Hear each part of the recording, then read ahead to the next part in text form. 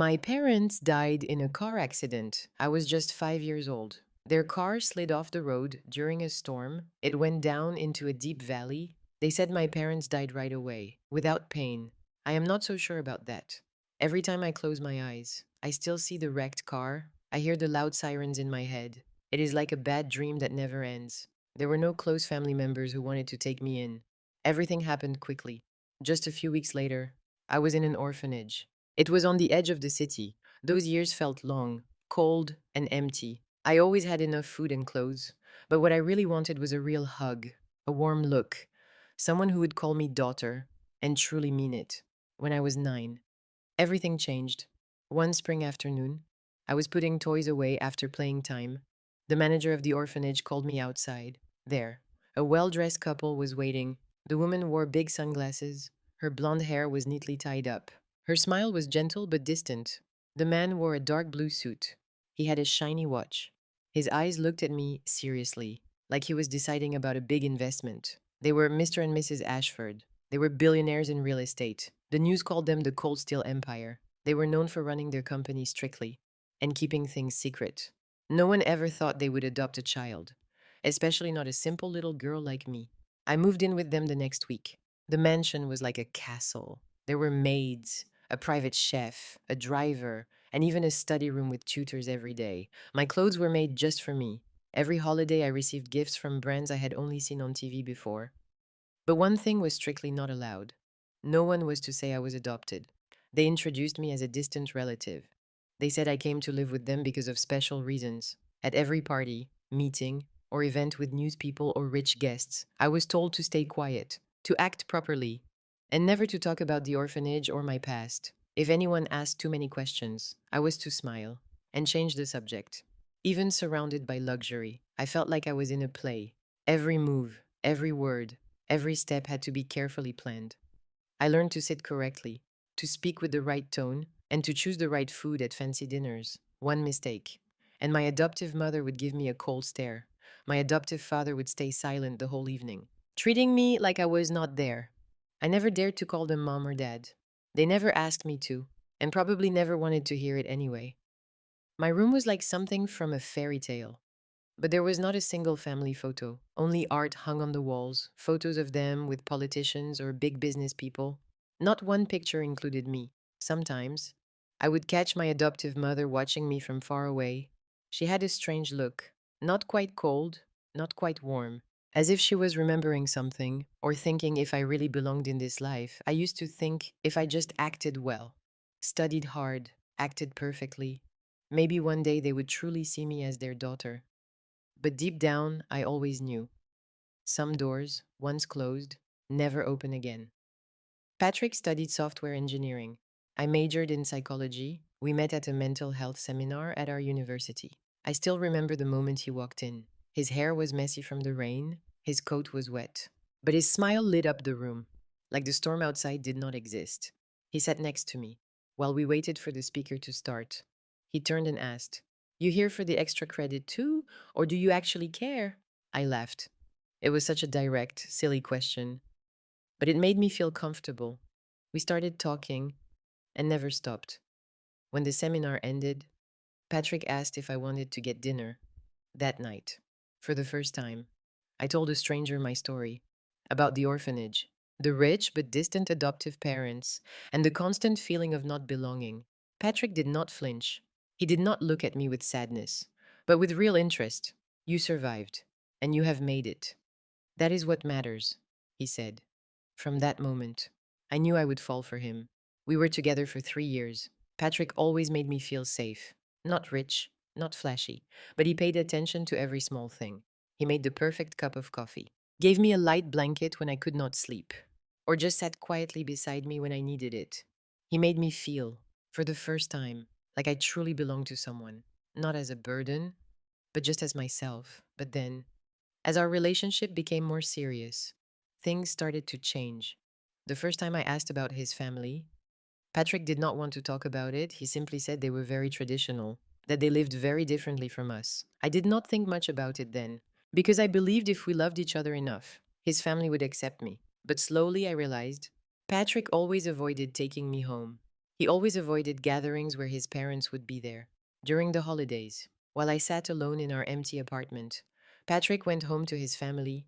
He never mentioned me once. I started to feel uneasy. I asked him directly why he had not told his family about me. Patrick stayed quiet for a long time. Then he finally admitted, Madison, you know how they are. They care a lot about where people come from. They will want to know who your family is, where you come from. My mom, she will not accept you. Not because of you, but because you are not who they expect. I was stunned. Not because I had not suspected it, but because Patrick, the man who said he loved me for who I was, did not have the courage to stand up for me. So what am I to you? Something you hide? I asked. My voice was barely steady. He took my hand. It is not like that. I am scared. You do not know what my mom is like. She would. I pulled my hand away. I know what it feels like to be rejected. I have lived with that my whole life. I cannot go through it again, especially not from the person I love hiding me. After that conversation, things continued, but something had already broken. Patrick apologized again and again, promising he would introduce me to his family soon. He said he was just waiting for the right time. But that time never came. Then one day he asked me to marry him. It was simple. In the park where we had our first kiss, I cried. Not from happiness, but because my heart was split in two. One part wanted to believe in his promise, and the other could not forget the feeling of not being accepted. I said yes, but deep down I knew the real fight had not even started, and Patrick's family, especially his mother, was not going to let someone like me in easily. The restaurant was on the top floor of a luxury building. Golden lights reflected off glass tables.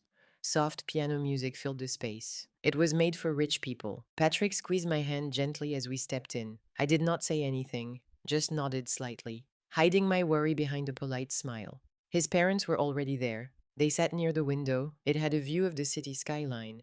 His mother, Evelyn, wore a silk dress the color of pearls. Her diamond bracelet shone under the lights. His father, Gregory, looked stern. His sharp look and tight lips gave off a feeling of constant judgment. Patrick greeted them first. He pulled out my chair. I smiled politely. I spoke a soft greeting, but they barely nodded. Their eyes quickly looked over me, like I was an unimportant stranger.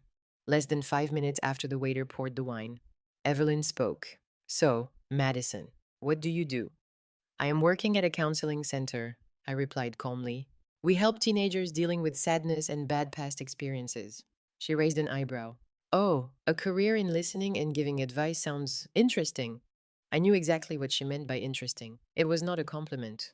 Gregory turned to Patrick. And where did Madison grow up? Patrick hesitated. I saw the conflict in his eyes. She grew up in an orphanage, then she was adopted. Her adoptive family was well off. A long silence followed. Evelyn set down her wine glass. She looked directly at me. So, no clear background. I froze. For a second, I thought I heard wrong, but she continued, without hesitation. You see, our family has tradition, reputation, and while Patrick is quite emotional, marriage is not something to treat like buying cheap shoes. Patrick tightened his grip on my hand under the table. Mom, don't say it like that. Madison is not. Sweetheart, she cut him off. I am just stating facts. It is not offensive if it is true. Have you thought ahead? The future, children. They will carry a name with no known origin. My face felt hot. My throat tightened. I wanted to get up and walk away, but Patrick spoke before I could. I have thought ahead. Mom, I have thought about the person I want to spend my life with, and that person is Madison. Whether you approve or not. Gregory's forehead wrinkled. Patrick, show some respect. This is a family dinner, not a fighting place. Patrick stood up and pulled out my chair. If this is a family, then the person I love deserves at least a basic level of respect. He turned to me. His voice became softer. Let's go. I looked into his eyes. They were steady, fearless, and I knew I was not alone. We walked out of the restaurant under the judging eyes of other diners, followed by a heavy silence. No one called after us, no one tried to stop us, but I did not need them to. All I needed was Patrick. And I knew that the moment we stepped out of that restaurant, I was not just leaving a dinner, I was walking away from old expectations, deep, unfair ideas, and people who would never accept me for who I truly was.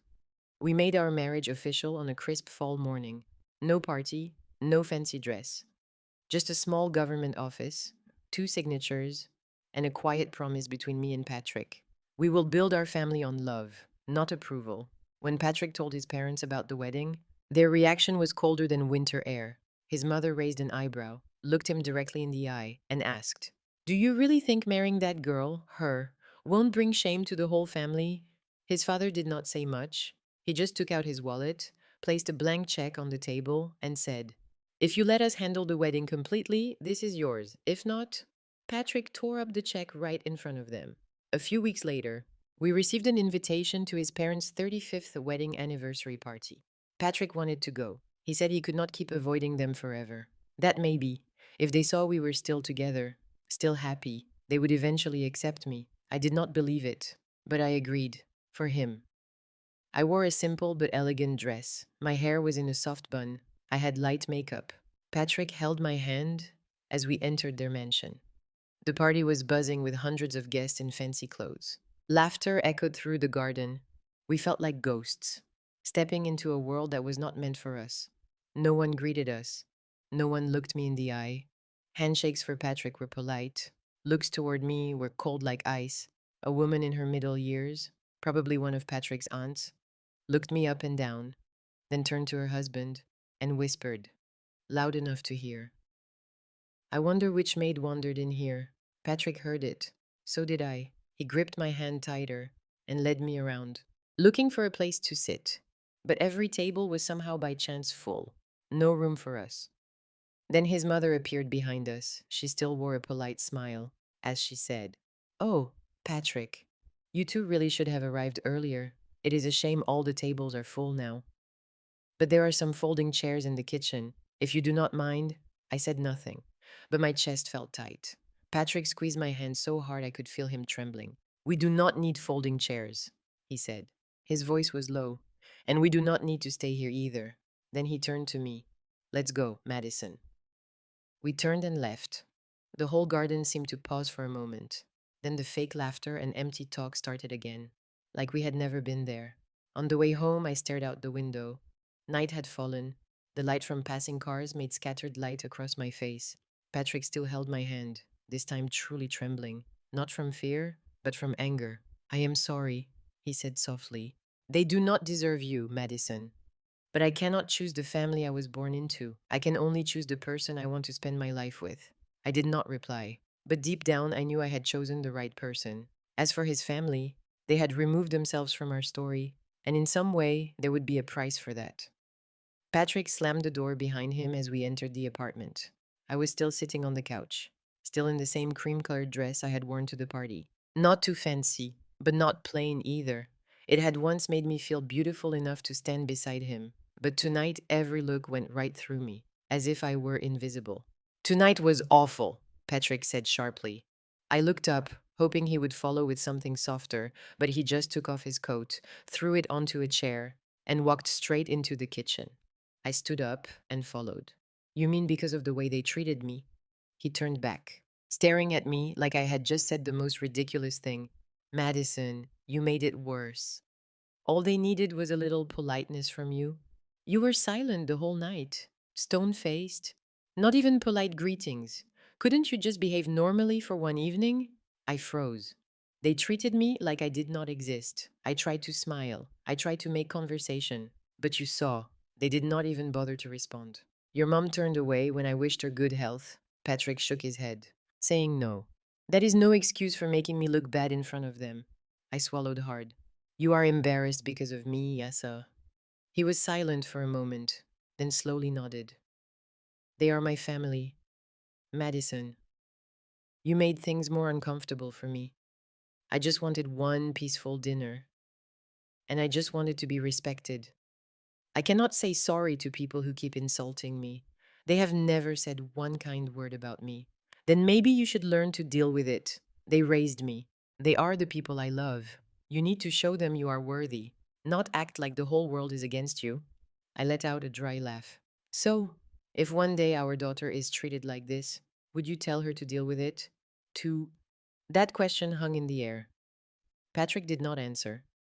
He turned away, grabbed a water bottle, and went upstairs.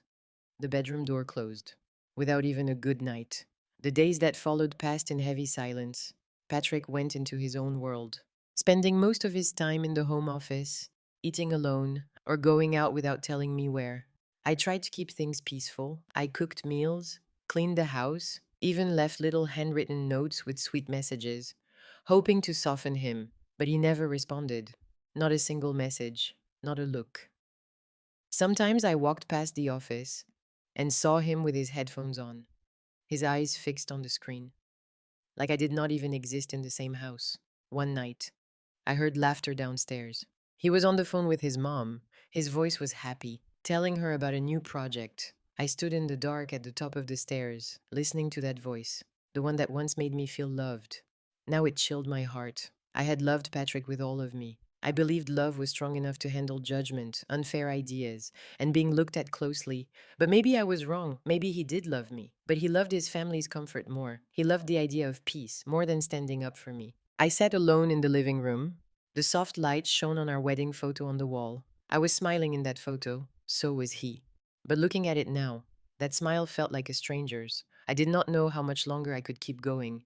But one thing I knew for sure, I would not say sorry for being myself, even if it meant being alone. That night's dinner was held at Patrick's family's mansion.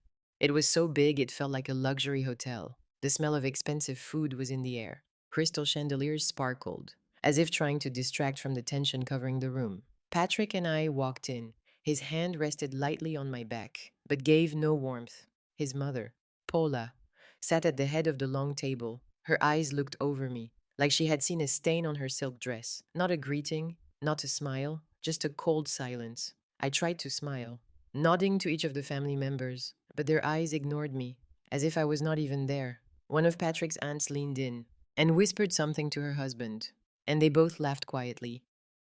I did not need to guess what they were talking about. I had become used to this feeling. But tonight it was heavier, sharper, meaner. Dinner began.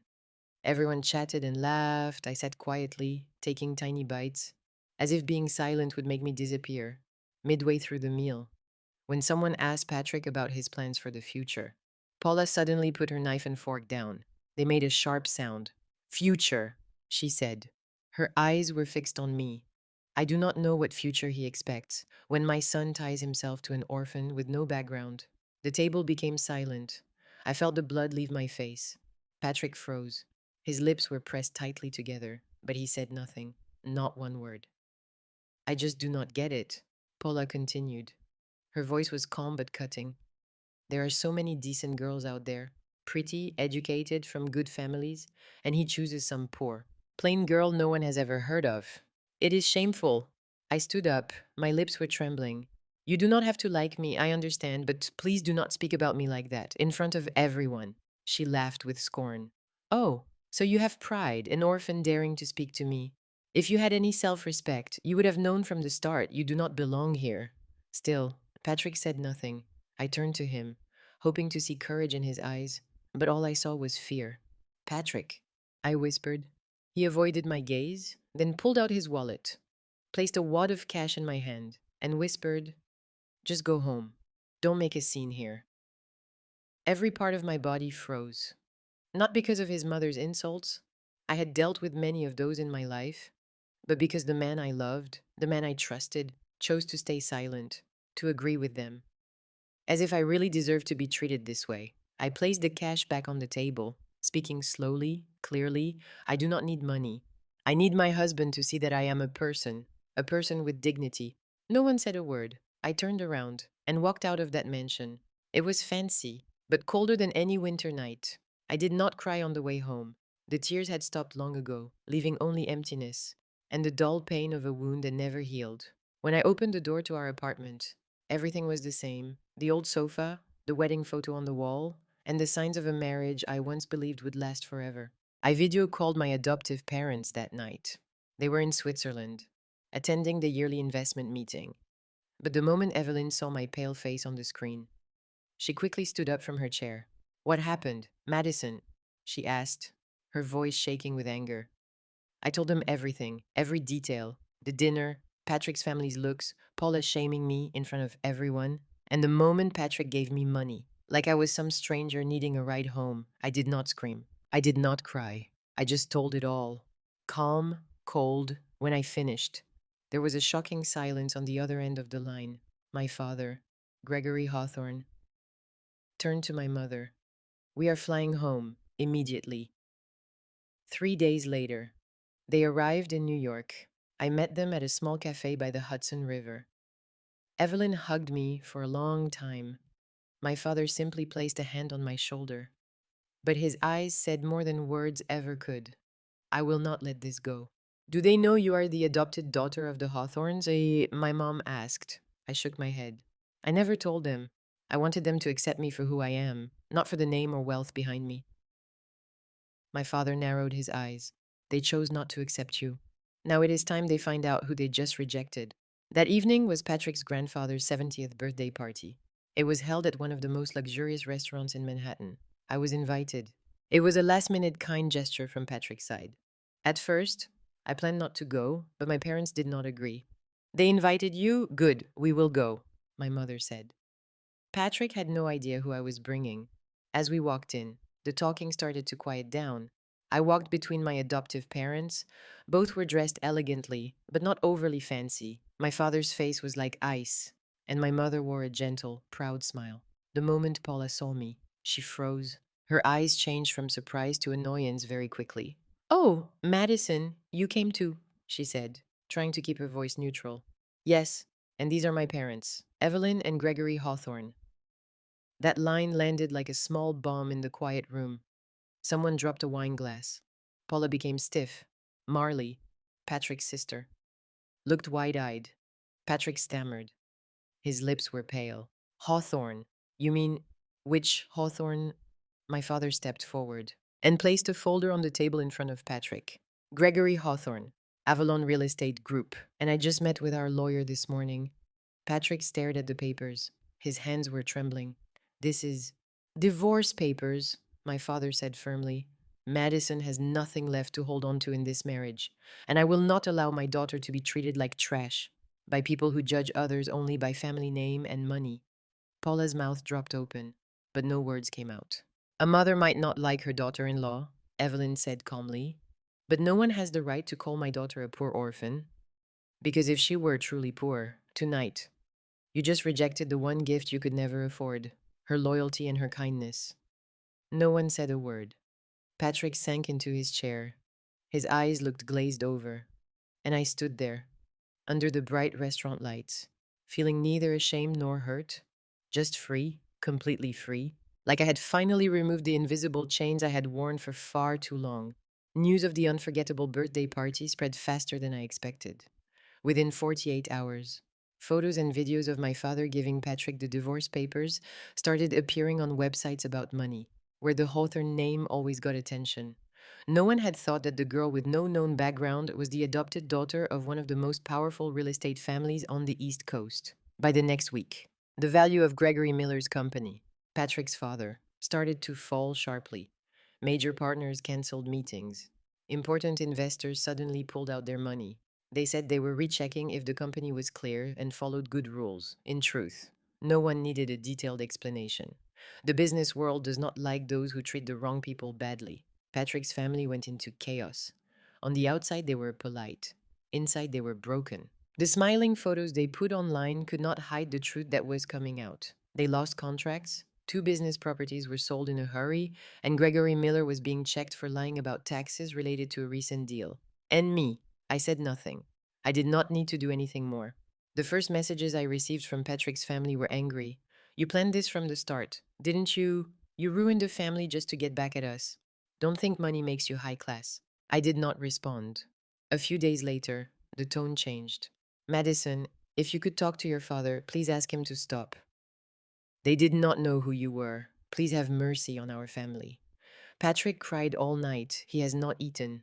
Still, I did not reply. I once wished they would understand me, accept me, love me. But when I was silent, they insulted me.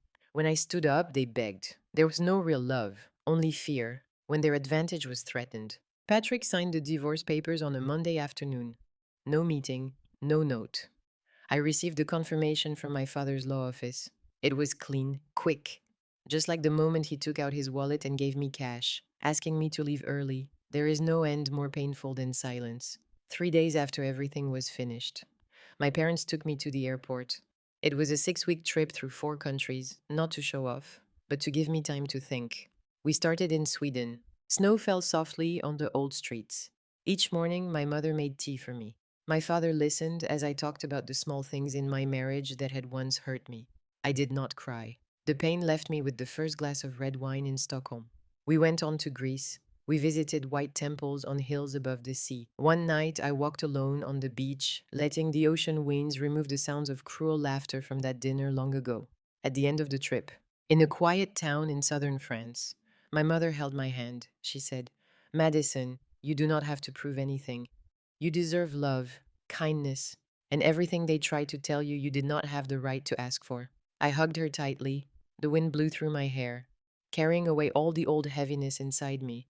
I do not hate Patrick, but I do not miss him either. And I know, even if no one chose me at the start, I still get to choose my ending, an ending not marked by tears, but by complete peace, an ending that does not need forgiveness, only freedom. Madison's story is a powerful reminder that being quiet is not always being weak. And leaving a bad relationship is not failing. It is a brave choice to protect how you value yourself. In a world where people are often judged by how rich or where they come from, Madison proved that respect, being strong, and doing what is right cannot be bought. When you stand up for yourself, you do not just get back your voice, you get back your entire life. What are your thoughts on Madison's journey and the final choice she made? Share your reflections below, and do not forget to follow the channel for more heartfelt and powerful stories about life and family.